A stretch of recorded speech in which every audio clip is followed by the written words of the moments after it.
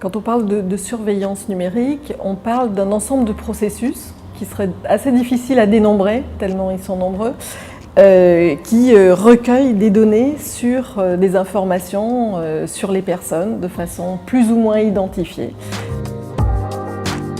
Ce sont d'abord les plateformes commerciales qui ont intérêt à récupérer ces données parce que en fait, tout leur modèle économique repose sur la valorisation de ces données, qui est une valorisation à la fois publicitaire, on va dire, qui est aussi une valorisation des systèmes de profilage qui sont faits des internautes, et qui est en même temps une valorisation financiarisée, spéculative, parce qu'en fait, on ne sait pas exactement ce que valent ces données.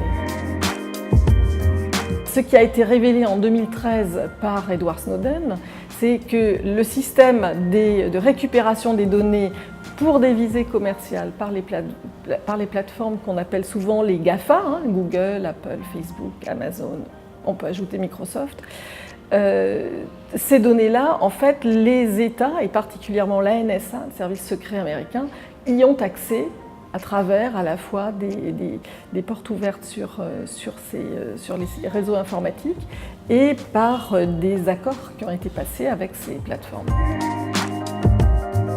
Je vais prendre un exemple tout simple. Des parents qui vont mettre des photos de leurs enfants sur des plateformes numériques, par exemple, et donc qui vont participer à la surveillance de leur enfant à un moment où il n'est même pas lui-même forcément en âge d'évaluer les conséquences. Et puis je pense aussi à tous ces systèmes de webcam qui se mettent en place, qui peuvent permettre aussi les surveillances d'enfants. Il y a des parents qui m'ont dit qu'ils utilisaient la géolocalisation pour surveiller. Bon. Donc les rôles sont, les responsabilités sont vastes et partagées. Tout le monde peut être concerné, tout le monde est tracé aujourd'hui, qu'on le veuille ou non.